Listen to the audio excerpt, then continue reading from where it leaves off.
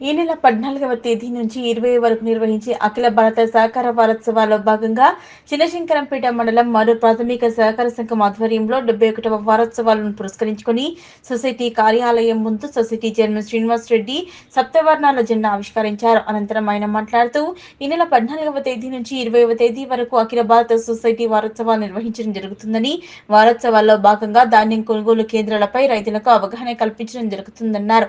సహకార సంఘాల అభివృద్ధి కోసం రైతులకు తక్కువ ధరకే ఎరువులు విక్రయించడం జరిగిందని, దీంతో రైతులు ఇటు సహకార సంఘానికి ఎంతో ఉపయోగకరంగా ఉంటుందన్నారు. ఈ కార్యక్రమంలో సొసైటీ చైర్మన్ శ్రీనివాస్ రెడ్డితో పాటు CEO Krishna, society vice chairman Yadagiri, society డైరెక్టర్లు, రైతులు పాల్గొన్నారు.